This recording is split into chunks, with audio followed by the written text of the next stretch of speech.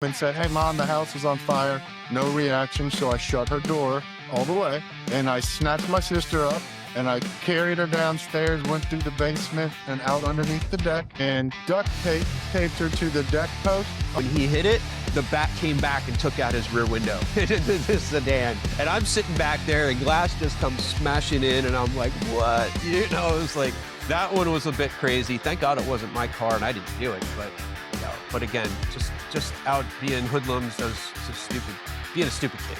Yeah.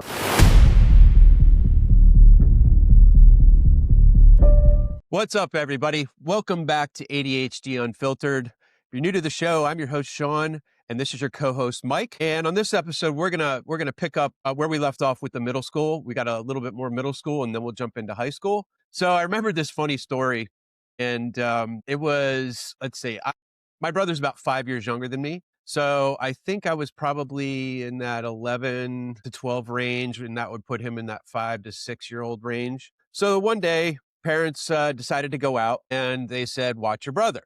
Now, my brother has always been a heavy sleeper, and even into this day, like, he can fall asleep in a car, he can fall asleep anywhere. So they leave, and my brother's taking a nap. So I'm like, he's fine. I'm gonna go outside, and I'm gonna go up to my tree fort. So I leave, thinking he's sound asleep, go up to my tree fort. And to set this up, we had 3 acres, and about an acre of it was wooded up at the top. So our house was kind of on a level ground, and then we had this steep hill. In fact, it wasn't like vertical. I could cut it with the riding mower, but I had to lean off to the upper side so it wouldn't tip. And then it was kind of like a couple steps, and then a bigger field, and then another smaller field going up, and then we had the woods line. So I go all the way up right on the edge of that woods line. That's where I would climb trees and have a tree fort and stuff. So I'm up there, doing my thing, and I come back down. My parents had just gotten home, and I couldn't see them because the garage was separated from the house. So as I'm coming down the hill, my parents are walking in from the garage, and they're like, "What are you doing?" I was like, "I was up at the tree fort." They're like, "Where's your brother?" I said, "He's sleeping." So we go into the house. My brother is nowhere to be found. We scoured the entire house. Nowhere to be found. So obviously my parents are freaking out. They're yelling at me. And I was like, he was fine. He was sound asleep when I left. So we're looking around. We're looking in the garage. We're looking all around the lower part of the yard. My brother's nowhere to be found. So what did my parents do? They called the cops. And then in the meantime, while we're waiting for the cops to come, they're calling all the neighbors. So we had the whole search party. Cops came. I think there was 2 cops. And all my neighbors. So there was probably a total of 15 people looking for my brother. And we were just looking everywhere, neighbors' yards, behind trees, like wherever. And I don't remember exact times, but I think it took maybe close to 2 hours. And finally, one of my neighbors was like, "I found him." And he yelled, and we're like, "What?" And when we got to the top of our property, before that tree line, there was a ditch that kind of separated 2 of the large plots of grass. And that ditch was only about, I don't know, it probably ranged from 1.5 to 2 feet deep, but it was grown up with grass. So apparently my brother woke up just as I was walking up the hill to go up to the woods line, and decided to follow me, and I didn't see him. Well, he got up to a certain point, I guess fell in that ditch, and was like, "All right, I'm done." And he just laid down and fell asleep again, because he could sleep anywhere. So that was a pretty traumatic experience. I did get grounded from that one. And, when I think back, it's like, why did I do that? And I guess there's a few components. One of them is I was always bored, and I needed to do something that I wanted to do. And sitting around in the house on that beautiful day was not what I wanted to do. So I, went out and did my thing. I also always had issues with authority, telling me what to do and stuff like that. And, in the back of my mind, I thought it was fine. Again, I probably had some time blindness. I don't even know how long I was up there, how long my parents were gone. Like, I was little. I just don't remember. But yeah, crazy story. And I actually brought it up to my parents. I said, "Hey, Mom, hey guys, do you guys remember that?" My mom's like, that's one I'll never forget. Yeah, that crazy stuff. But Mike, any other stories from middle school? Anything good? So never had you as a babysitter? It would be the rule of thumb there. Yeah. I'm Yeah. not to be trusted. Yeah. Yeah, I got a little one. So around 7th grade, school starts great. You get to the first progress reports, my grades are down. By the time we get to the end of the first quarter, I'm in trouble. I'm grounded. I end up being grounded for the entire school year to my room for grades, but that's not the point of this. So during grounding, I couldn't sit still. I didn't want to sit in my room. And the house we lived in the front was a 2-story, but the back, it dropped into the woods.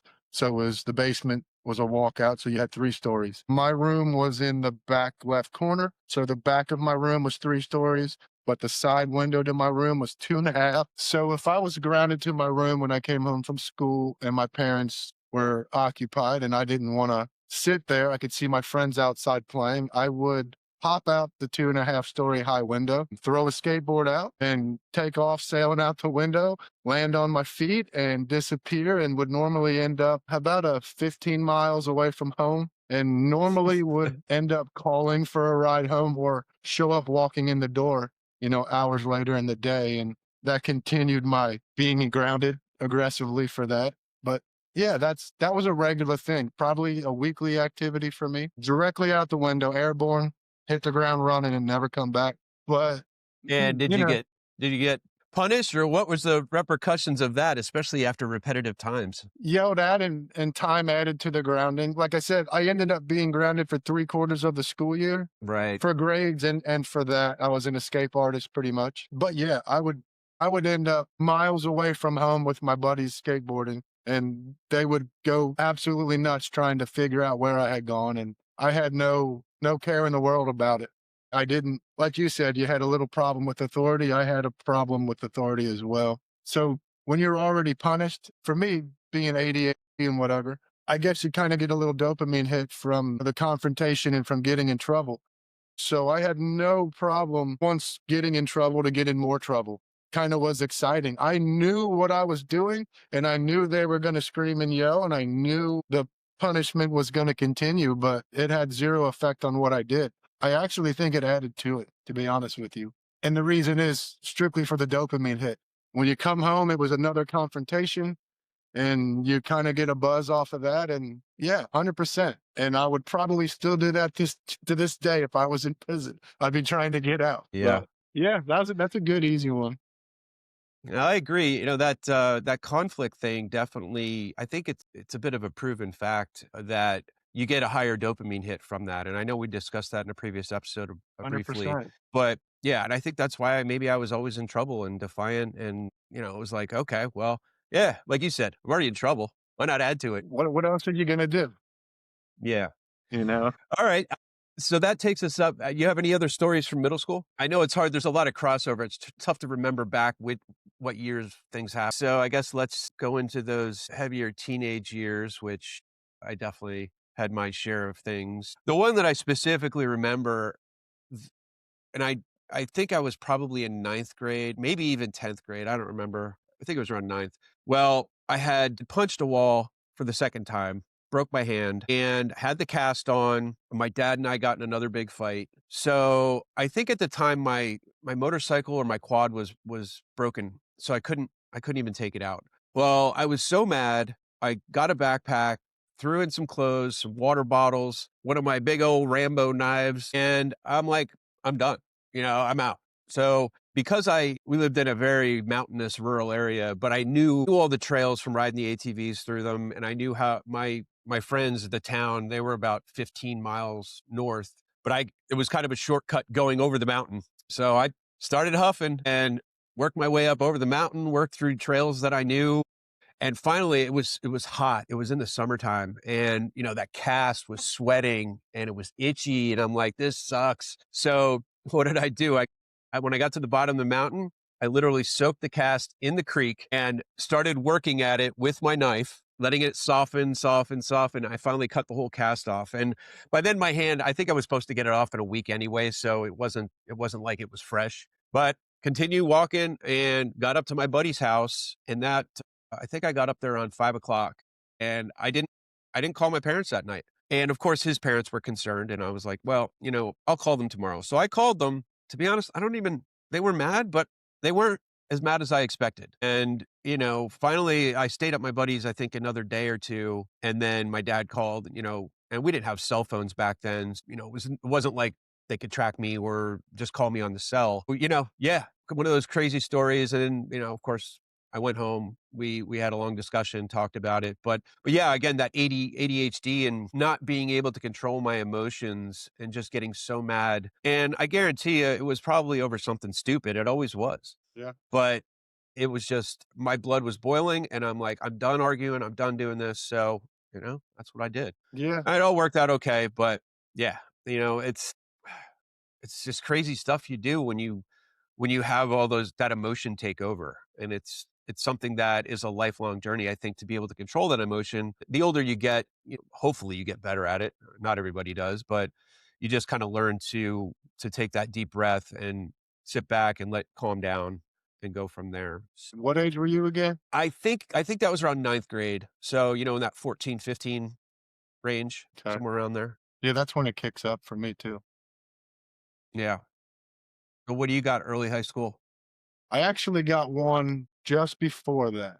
So you made me think about it when you mentioned the cast. So as I said, probably in another episode, I rode skateboards. And where I went to grade school was about a 15-minute drive from my house. And it was a little more urban there. And we all skated there. And in the park, there was a community shelter, and the skateboarders had taken up the area, little ramps and whatnot. And I was trying to land a trick on a skateboard, and it was off a little launch ramp. I don't even remember what the trick was. I remember what the trick was, but I don't remember what it's called. So I'm practicing. And finally, I think I got it, and I hit it full force, and I end up slamming. And when I get up, I can't feel my arm. It's hurting really bad. Ended up being broken, but I wasn't done. The ADD and the drive in me to complete this, it was a hyper focus at the time, was full on. So I now have what turned out to be a broken wrist. I grab my board and I go back and I prep myself, and I'm going to do it again. So I take another run and another hard slam and end up breaking the other wrist. Oof. Still full ADD'd out, and they're broken, and could no longer even pick up my board. I had another guy pick up my board and bring it back over. I'm still not done yet. Have it in my head that I have to land this or I can't move on with the day. So I have him set the board. I kick it around and get it straight, and I go at it, and I hit the ramp and I land the trick successfully with 2 broken wrists. And about this time, the pain is fully set in, and I realize that I landed. I'm done. I have one of my buddies carry my skateboard. We go find a payphone, and I can't even get the change out of my pocket to call home. I was supposed to get picked up in a couple hours, but it was hurting so bad. I had him put the change out of my pocket in the phone. I dialed my house and had my mom come pick me up. Went straight to the ER and got both from here to here in casts. But I did land the trick, however, so good for me. But yeah, so that was around 8th grade, right around the age of turning 14. I can only, I can only say that had something to do with the drive to complete what I was hyper focused on in the day. Even getting hurt and being in crazy pain was not going to stop it. The same as do stuff and getting punished wasn't going to stop it. In a weird way, I think I actually did get some form of dopamine hit from the pain, from that. Well, that adrenaline, The adrenaline. adrenaline will drive up your dopamine as far Yeah. as I know. So, 100%. they go together. 100%. And, that's why I was always into extreme sports. I 100%. started skiing when I was in 5th grade, I think. And, I couldn't wait for winter to come around because I just love, the excitement in it. Skiing or snowboarding, I switched to snowboarding later, but it's kind of the same as riding the dirt bikes and the ATVs because you have to focus. And again, it just takes your mind and puts it where it needs to be. So everything else you forget about. Everything A- pinpoints, and you can focus on one thing. Yeah. Yeah. And that's why I've always, I did play Little League for a while when I was a kid. And I just standing out on the field, standing around, it didn't work.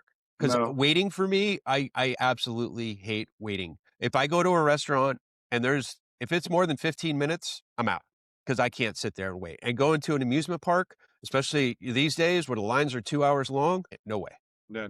Nope. And it's like, it comes down to that time blindness and time perception. When we're waiting, it literally feels like time completely stops. Yeah. and there's no hyper focus. There's no anything. You're just standing there. And our perception of time is different than the neurotypical mind. So for us, it's just ages. And I just can't. I can't do it. Yeah. 100%. I agree with that. I have no 10, 15-minute wait is okay. But beyond that, at a restaurant, if you tell me it's 30 minutes or an hour, I'll spend the next 30 minutes or an hour going from restaurant to restaurant to not wait. But I'm not waiting for you for more than 10, 15 minutes. Yeah. I do the same thing. You Yeah. know? Yeah, I think that's typical with a lot of people with ADHD though, because I don't know too many that are patient when it comes to being out of your element. I don't know. Yeah, you're probably right. If you feel that same way, if you hate waiting and you're very impatient, leave us a comment. Let us know because I do think that's a very common trait of ADHD. So let me think of another story. Once we turned 16 and friends started getting their license, it changed, right? So, You waited to 16? well, I had my permit when I was 15, Yeah. but you couldn't get a license legally until you were 16. Well, same here, but that didn't stop me. Oh, okay. Yeah.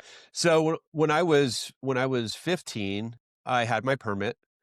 And I used to work for my dad on the side in the summertime, do construction. So I drive his truck. Well, I was out with friends one night and before that, I decided to go down in the basement and play around with some of my dad's black powder because it sounded interesting. And I was like, who? And I was always very creative and looking for fun stuff to do. So let's just say I used to make homemade fireworks and in my parents' basement, not knowing the repercussions if something happened and what could have happened would have been terrible, but thankfully it didn't.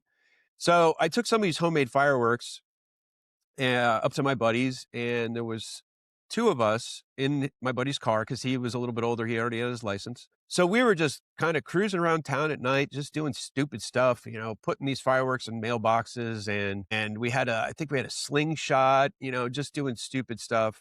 Well, it was around maybe 11 o'clock at night. And we were like, all right, well, it's probably time to head back to my buddy's place. So we were down by our school and we pulled into the school parking lot just to kind of be like, all right, what do we want to do? Like, we're going to head home. We weren't there 2 minutes and a cop pulled up behind us. So sirens going.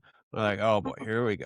So he comes out, 15, 16-year-old kids. What are you guys doing out here at 11 o'clock at night? And basically asked us to step out, search the car. We had a couple big, again, like those Rambo style knives, big Bowie knives. And we had the slingshot. We had those homemade fireworks. So they put us in the paddy wagon and drove us over to the station. So we're sitting in the room and they, of course, had called my parents. So my parents show up and we're sitting in the room and the cop is like, I'll be right back. The cop leaves. My dad said straight out, he's like, if there was no cops here, I'd put your head through that wall right now. Talk about mad. And I totally get it. I totally understood. Well, I ended up getting charged with possession of deadly weapons and institutional vandalism. So that delayed me getting my license because I was close to 16, probably in a couple months. And my dad made me basically wait. I think I had to wait almost another year before I could get my license, just as mainly as punishment for that stupid episode. But again, it was kind of like that creative mind. I didn't know what to do with myself. I was always bored. So I'm always looking for new stuff to do.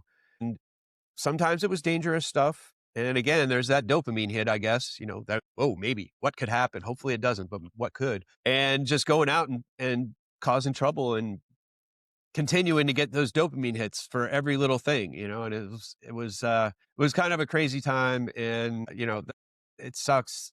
Like I said, thank God everything was okay. But, yeah. Oh, and another one, I don't know if it was the same night. I don't think it was. I think it was another night. I was with a different friend. Well, I was in the back seat and one of my friends was driving and my other friend was in the passenger seat and we had a baseball bat. Well, what do rural kids do with a baseball bat? Let's tee up those mailboxes. Well, my buddy had that bat out the passenger side door and he hit this mailbox and we weren't going that fast, but that mailbox, it wasn't filled with concrete, but it was rock solid. And when he hit it, the bat came back and took out his rear window into this sedan. And I'm sitting back there and glass just comes smashing in. And I'm like, what? It was like, that one was a bit crazy. Thank God it wasn't my car and I didn't do it. But, but again, just out being hoodlums, being a stupid kid. Yeah, but So I mean, it's what you did for the fix, you know? I don't think we looked at it at the time as being right or wrong. We were just in our own world, you know? Yeah, we knew. I mean, I think we knew it was We wrong. knew it was That was pretty wrong, but obvious, but we didn't care. yeah, there's that. There's that for Yeah. sure. So yeah, I get it. I didn't do the mailboxes like that, but I did put a cat in a mailbox for the mailman. That went well. When he opened that door, the cat came out really pissed off. I bet. But I that was the bet. neighbor's house 2 doors down. We did that about 30 minutes before the mailman came in the summertime, so the cat was nice and aggravated, and, you know, I sat there in the extra bedroom, which was the front of the house. It was, the office, and watched. So that was pretty exciting 'cause, when he opened it, the cat came straight out into the mail truck and tore him up. But yeah, Yeah. no mailbox baseball for me. All right. Well, we have to have some differences. Yeah, but so no, So what other story? Let's do one more, and then we'll kind of wrap this one up. yeah, What other I'm stories you got? I'll give I you know a we're going to kind of a little continue with high two-parter. school, but I'll okay. give you a little two-parter since you mentioned driving. So I was not old enough to drive, and again, my mom was a nurse and she worked night shift. So she had a brand new Pontiac Grand Prix, and she would come home. My dad would leave for work, and she would come home and go to bed. And I'm about 14 and a half. And just like always, I would give her about 45 minutes to go to sleep, and I would open the door and scream at her nicely and tell her the house is on fire or something crazy. And no reaction. I knew I was good. So I would get in her Grand Prix and get it outside. And then I would shut the door and come back inside. And in case anything was going to happen, I would play like I was going to wash the car. But she would sleep through it. And then I would leave and I would drive all over town in her Grand Prix at 14 and a half. And they never actually caught on, but I think she started to because a couple times she had mentioned to my dad, I think there's something wrong with the car. I filled it up on the way home this morning, and then on the way to work this evening, I had half a tank. They couldn't figure out what was going on, but I was putting 150, 200 miles on it in a day while she was asleep. So there was that. Wow. Okay. But that quickly escalated into because I was into dirt bikes. Freshman year of high school, we're in high school for 2 weeks. And me and my buddy, where we lived, he lived at the end of my street. So he would ride down the street to my house, and my house was in the woods. We would get my bikes and we would go through the woods into another neighborhood. And then you would ride through that neighborhood straight down the road for about a mile and get to another section of woods. So we had been riding over in this woods. There was some ponds and just different terrain. We had been riding over there for probably about 5 hours, and we were getting low on gas, and we decided to go home. He took off in front of me and I took off behind him. I want to say at the time he was riding like an 80cc dirt bike and I was on a 125, and we're going down the road heading through the neighborhood before we get to the woods before my neighborhood. And he's a couple hundred yards in front of me. And there happened to be a police officer in somebody's driveway for some other reason. And as we're coming, they hear us. And I can see the police officer walking out to the end of the driveway, flagging us over. My buddy starts to pull in the driveway where the police officer is and stops. And I just accelerated right past it. I was not stopping. He saw me go blowing by, so he took off through the yard, roosted the officer with dirt, tore up the yard, and we boogied down into the woods and we went home. Yeah, so I made it home. I got the bike washed. I changed from my white and red plastic on my Yamaha to a UFO set of pink and gray. Got it all cleaned up, got it swapped over, took a shower, and was going to get ready to eat some food. I come down the steps from upstairs in my room down to downstairs. And as I'm coming down to the front doors or the bottom of the steps, I see a little neighbor kid that I knew. His name was Jeffrey. He's about 6 or 7. He would always come over to look at the dirt bikes. I see him standing there and I get a knock on the door.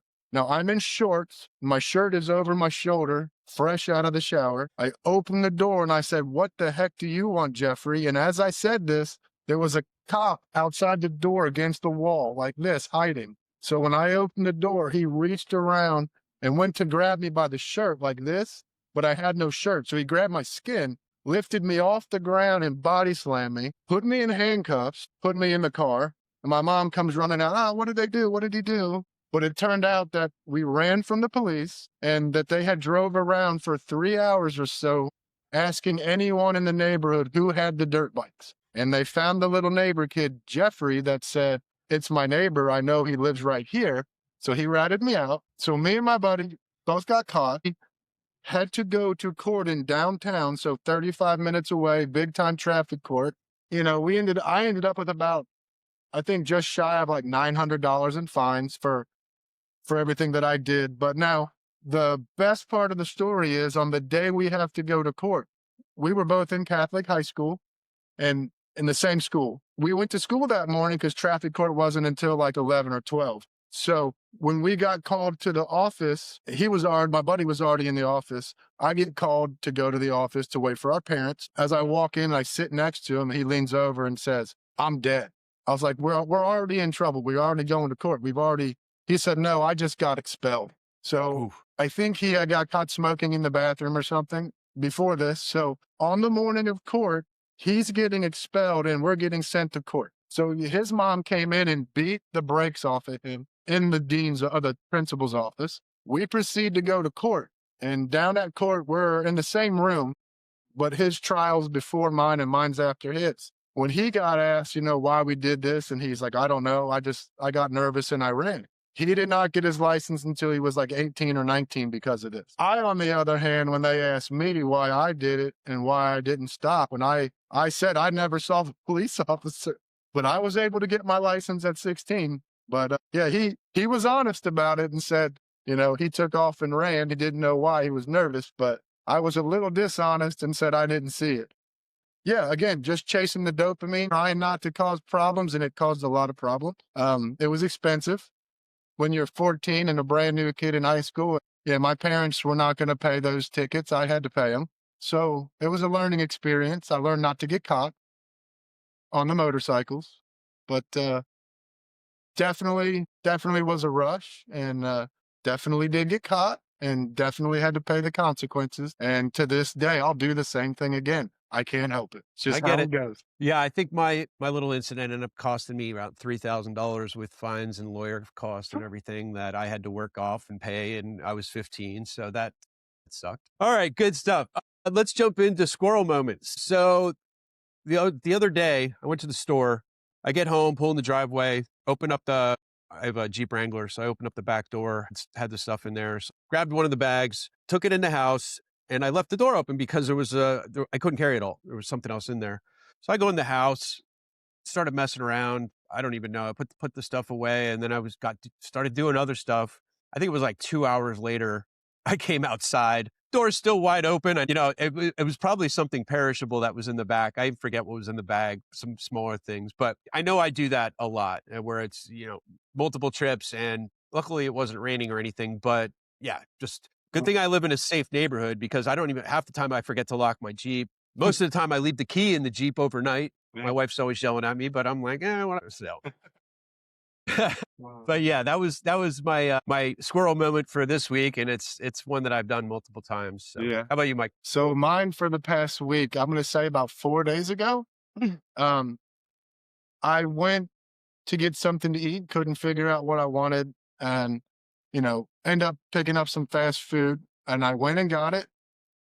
I drive a pickup truck, and the center seat in the pickup truck folds down. It's like an armrest or whatever. So I picked up some food and I set it in the seat so it wasn't sliding all around.